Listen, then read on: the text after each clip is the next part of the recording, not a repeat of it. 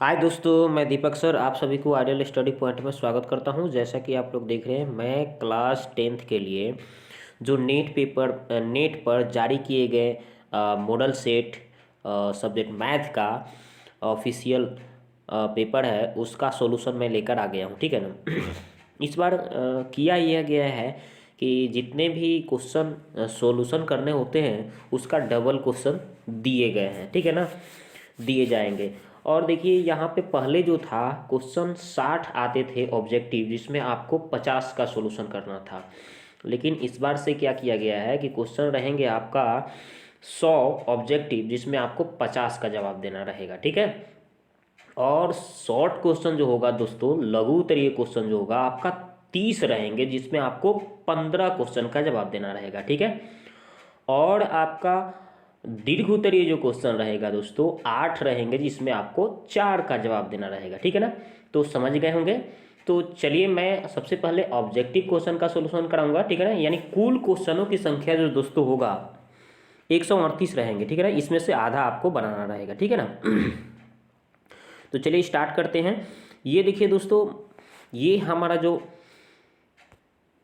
ये वीडियो का part number है, ये पार्ट जो है दोस्तों, ये रहा पार्ट 1। ठीक है। तो इस पार्ट में हम लोग ऑब्जेक्टिव क्वेश्चन का सॉल्यूशन करेंगे। ठीक है ना। देखिए यहाँ पे लिख भी दिया गया है कि आपका वस्तुनिष्ठ प्रश्न जो है आपका 100 रहेगा, जिसमें आपको 50 का उत्तर देना है। ठीक है ना। चलिए तो स्टार्ट करते हैं ऑब्जेक्टिव क्वेश्चन से। तो देखिए यहाँ पे ऑब्जेक्टिव क्वेश्चन पहला क्या कहा गया है कि इसको आपको सरलतम रूप में व्यक्त करना है। क्या करना है?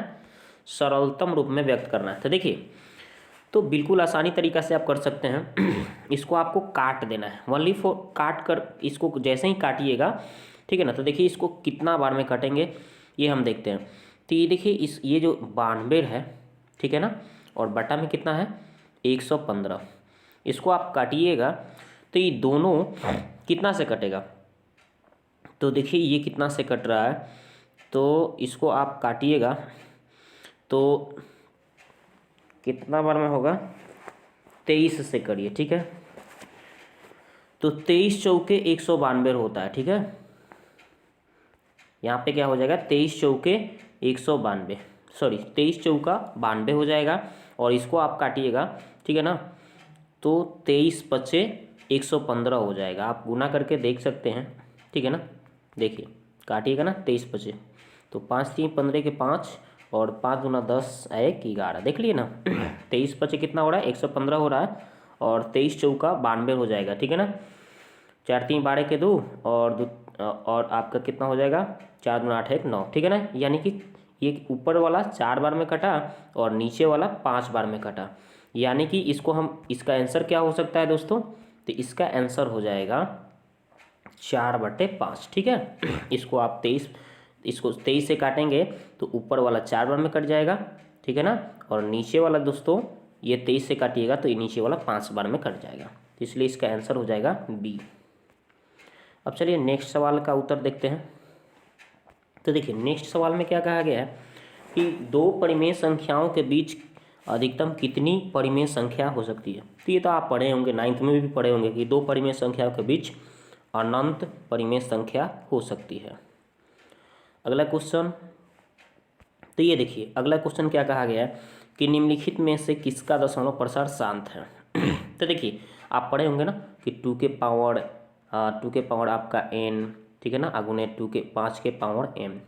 तो इस रूप में अगर कोई भी संख्या, अगर ऊपर वाले को अंश बोलते हैं, नीचे वाले को हर बोलते हैं, तो हर जो होता है ना, यानी p/q के रूप में कोई भी संख्या रहेगा, तो नीचे जो q होगा यानी कि q के रूप रहेगा, यानी हर का जो रूप होगा q के पावर n गुने 5 के पावर m के रूप में रहेगा कोई भी संख्या, तो वो शांत होता है। ठीक है। तो हम चेक करेंगे, ठीक है, कि कौन कौन होगा। तो देखिए यहाँ पे नीचे वाले को चेक करना है। तो देखिए ये कितना है, तो यहाँ पे देखिए कितना है, तो नीचे वाला जो संख्या इसमें 88 है, तो 88 को काटिएगा तो इसमें 11 भी आ जा रहा है। ठीक है ना। इसको करिएगा ना तो 11, ये 88 को आप करिएगा, तो इसको आप करिएगा ना तो 11 अठे कितना हो जाएगा आपका, तो यहाँ पे 11 अठे, तो इसको हम कैसे करेंगे दोस्तों, तो 11 इसमें आ जा रहा है, तो ये तो होगा ही नहीं, ठीक है। इसमें नीचे आइएगा तो देखिए 7 के 21, ठीक है ना, 21 दहा के 210, तो यानी कि 7 भी आ जा रहा है, तो ये नहीं होगा। नीचे यहाँ पे देखिए 11 भी नीचे आ रहा है हर में, लेकिन इसको आप 16 को आप इसको आप एलसीएम निकालिएगा ना, तो 2 और 5 का ही रूप आएगा ये नीचे वाला। तो इसलिए इसका आंसर दोस्तों कौन सा हो जाएगा, तो इसलिए इसका आंसर हो जाएगा दोस्तों ऑप्शन नंबर सी, ठीक है। अब अगला सवाल देखते हैं। ये देखिए, ये क्वेश्चन क्या कहा गया है, कहा गया है कि बहुपद इतना के शून्यकों का गुणनफल क्या होगा। तो बहुपद इतना के शून्यकों का गुणनफल क्या होगा, तो देखिए शून्यकों का गुणनफल निकालने का एक सूत्र होता है अल्फा इंटू बीटा बराबर क्या होता है सी बटा ए, ये फॉर्मूला है।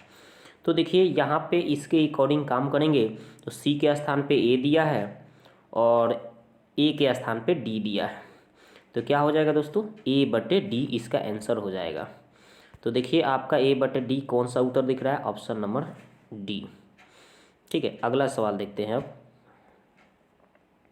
यहाँ पे देखिए ये क्वेश्चन कहा गया है कि √18 का परमीकरण गुणांक। तो देखिए √18 को आप बनाइएगा, ठीक है ना, तो अगर हर का परमीकरण करिएगा, ठीक है ना, तो इसको आप करिएगा तो क्या लिखिएगा √18, ठीक है, और गुना में आप क्या करेंगे √18 बटे √18 करेंगे, ठीक है ना।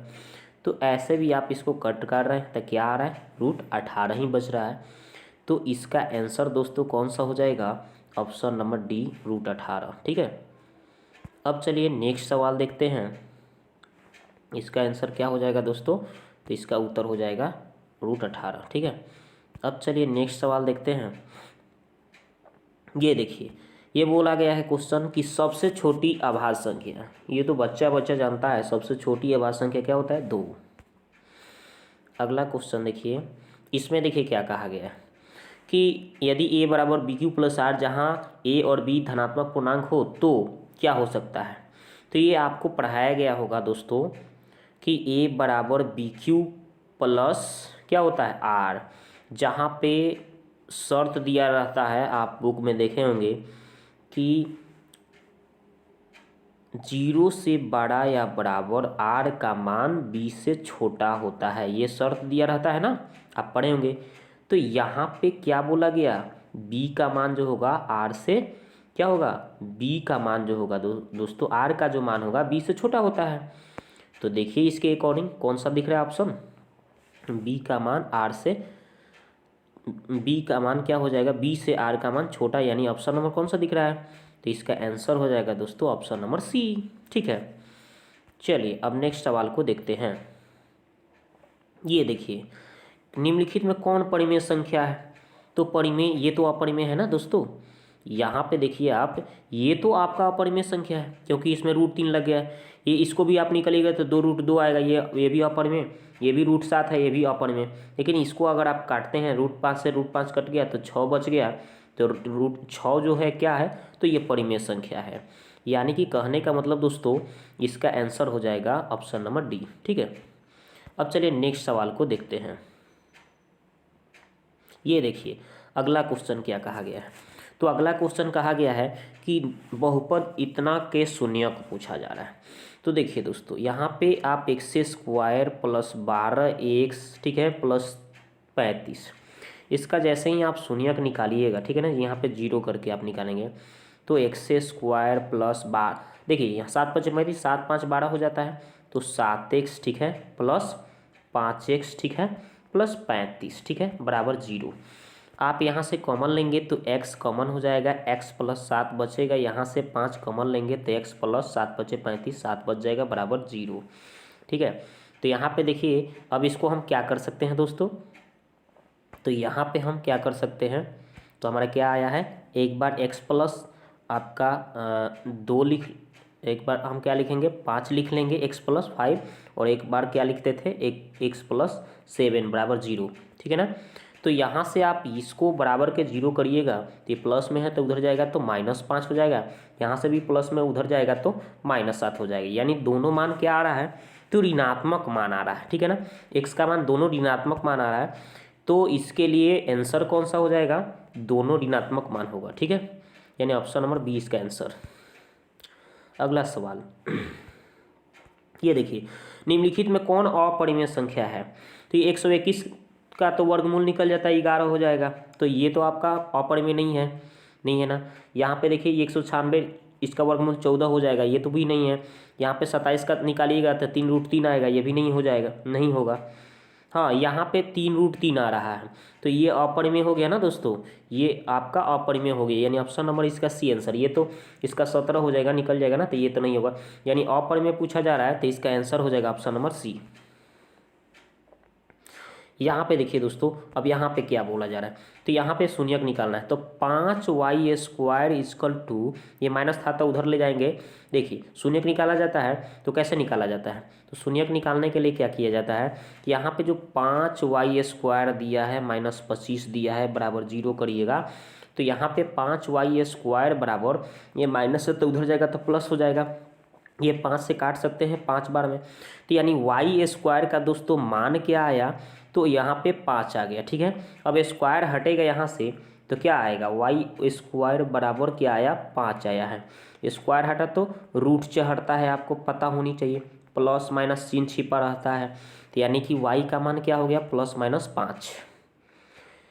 तो कौन सा इसका उत्तर हो जाएगा, +-5 कहाँ दिख रहा है, प्लस में 5 और माइनस में भी 5, तो यहाँ पे हमारा रूट में आएगा। ठीक है ना, और देखिए यहाँ पे दो आंसर सही हो रहा है, यहाँ पे नहीं, ये तो होगा ही नहीं, रूट में नहीं ना है ये तो दोनों प्लस में, ये भी नहीं होगा, ये भी नहीं होगा, ये +-√5 है, ऑप्शन नंबर सी इसका आंसर। ठीक है, अगला सवाल ये देखिए क्वेश्चन, अब इसमें क्या कहा गया कि एक द्विघाती बहुपद के शून्यकों का योग तथा गुणनफल दिया गया है, तो बहुपद होगा, द्विघात बहुपद क्या होगा, तो देखिए यहाँ पे शून्यकों का योग यानी कि अल्फा प्लस बीटा दे दिया 3। ठीक है, और शून्यकों का गुणनफल यानी अल्फा इंटू बीटा का मान ये हमें दे दिया -40। ठीक है, ये हमें पता चल गया, ये हमें पता चल गया। तो बहुपद निकालने के लिए, द्विघात बहुपद निकालने का एक सूत्र होता है, क्या सूत्र होता है दोस्तों, x² minus alpha plus beta into x plus alpha into beta, ये फार्मूला लगा दीजिए। तो x² हो गया माइनस अल्फा प्लस बीटा का मान कितना दिया है, 3 दिया है, तो 3 x है तो x, यहाँ पे प्लस, यहाँ पे देखिए -40 है, तो प्लस माइनस क्या हो जाएगा, -40 है तो 40 अल्फा इंटू बीटा का मान, यानी ये आंसर हो गया x² माइनस 3x माइनस 40। यानी कौन सा इसका उत्तर हो जाएगा दोस्तों, तो इसका उत्तर हो जाएगा ये वाला ऑप्शन नंबर सी इसका आंसर। ठीक है, तो अगला सवाल आप देखते हैं,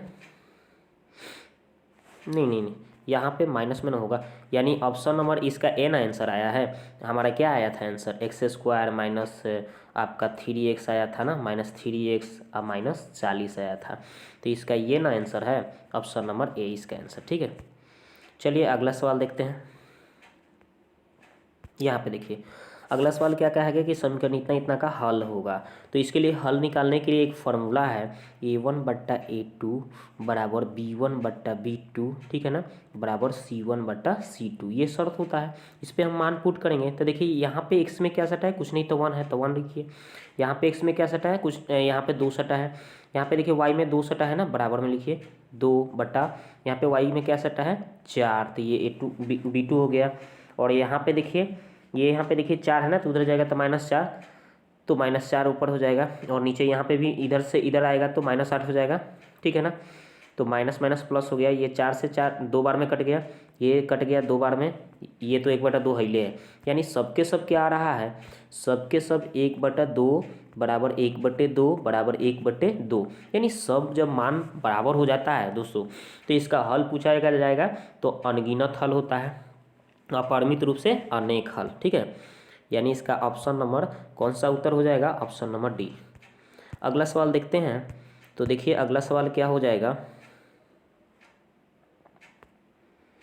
तो अगला सवाल क्या है, अगला सवाल यहाँ पे देखिए, अगला सवाल क्या कहा गया है कि यदि बहुपद इतना के शून्यक एक दूसरे के व्युत्क्रम हो तो बी का मान निकालिए। ठीक है, तो सिंपल कैसे हम बनाएंगे, इसको सोल्यूशन करेंगे। देखिए तो यहाँ पे शून्यक एक दूसरे के व्युत्क्रम बोल रहा है, तो यदि हम शून्यक पहले को मान लेते हैं अल्फा, तो इसका व्युत्क्रम क्या हो जाएगा 1/अल्फा, ये व्युत्क्रम हो गया।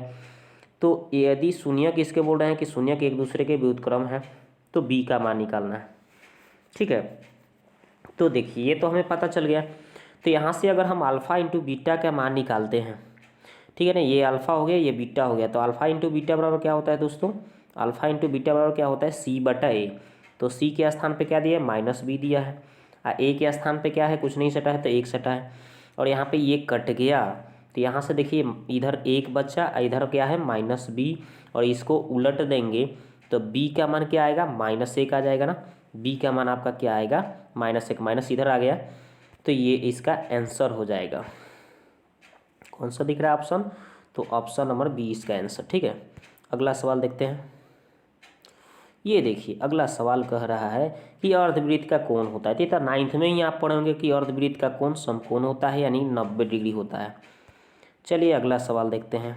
ये देखिए, तो ये क्वेश्चन क्या कहा गया है कि द्विघात समीकरण इतना के वास्तविक मूल नहीं है यदि, तो उसका मूल कब नहीं होता है, जब डी का मान 0 से छोटा आ जाता है तो उसका मूल नहीं निकल पाता, यानी ऑप्शन नंबर इसका डी आंसर हो जाएगा। अगला सवाल, तो अगला सवाल देखिए क्या कहा गया है। तो अगला सवाल यहाँ पे क्या कहा गया है कि यदि अल्फ़ा बीटा इतना के मूल, इस समीकरण इतना के मूल हो तो 1/अल्फ़ा प्लस 1/बीटा का मान बताइए। तो इसके हम ट्रिक बनाए हैं एक, ठीक है, -b/c होता है। ट्रिक क्या है, कैसे ट्रिक बनाए हैं, तो देखिए यहाँ से आप निकालेंगे तो यहाँ से भिन्न का जोड़ करिएगा ना यहाँ से, तो यहाँ से अल्फ़ा इंटू बीटा आपका ये एलसीएम आएगा, और यहाँ से ये बीटा प्लस अल्फ़ा हो जाएगा, यानी इसको हम सजा के लिख सकते हैं अल्फ़ा प्लस बीटा। इसका फॉर्मूला होता है -b/a, और इसका होता है c/a। तो यहाँ से कट करते हैं तो बस इसका ट्रिक निकल के आ रहा है -b/c। तो इस ट्रिक पर हम भर देंगे। ठीक है, क्या ट्रिक, जब भी ये अगर मान पूछता है, जब भी आपको ये मान पूछा जाएगा 1/अल्फ़ा प्लस 1/बीटा, तो इसका ट्रिक याद रखिएगा -b/c। ठीक है, ए से ए कट जाता है तो -b/c। तो यहाँ पे b का मान क्या है, यहाँ पे देखिए -1 सटा है, और सूत्र में भी माइनस, तो माइनस माइनस प्लस हो जाएगा 1, और बाटा में c का मान कितना है, -6 लिखा है। ठीक है ना, तो ये तो हमें पता चल गया। तो आपका -1/6 हो जाएगा, वो भी कौन सी, तो माइनस में ये आएगा। ठीक है, ये आंसर हो जाएगा। तो देखिए इसमें कौन सा उत्तर दिख रहा है, -1/6, तो ऑप्शन नंबर इसका डी आंसर। अब देखिए अगला सवाल, ये देखिए, तो अगला सवाल में क्या कहा गया है, तो समानांतर श्रेणी, क्या बोला है, समानांतर श्रेणी इतना के एक है, तो 21वां पद, तो 21वां पद निकालने के लिए, तो बस 21वां पद निकालना हो तो क्या फार्मूला होता है इसके लिए, a + 20d, a + 20d, ये फार्मूला लगा दीजिएगा। तो a का मान यहाँ से देखिए कितना है, -3 + 20, और d का मान कितना हो जाएगा दोस्तों, तो देखिए यहाँ पे 4 में से 3 घटाइएगा तो माइनस माइनस प्लस हो जाएगा, 4 3 7 हो जाएगा, क्या 11 में से 4 घटाइए तो 7 आएगा, यानी डी का मान 7 आ रहा है। तो यहाँ पे आपका क्या हो जाएगा, -3, और यहाँ पे 20 कितना हो जाएगा, 7 दूना 14, यानी 140, 140 में से आप 3 को माइनस कर दीजिए तो कितना हो जाएगा, 137 इसका आंसर हो जाएगा। 137 कौन सा दिख रहा है ऑप्शन, ऑप्शन नंबर डी इसका आंसर। चलिए अगला सवाल देखते हैं। तो अगला सवाल क्या कहा गया है, यहाँ पे अगला सवाल ये कहा गया है कि, यहाँ पे अगला सवाल ये बोला गया है कि निम्नलिखित में से कौन सा द्विघात समीकरण है। तो द्विघात समीकरण कौन है, इसके लिए चलिए चेक करते हैं।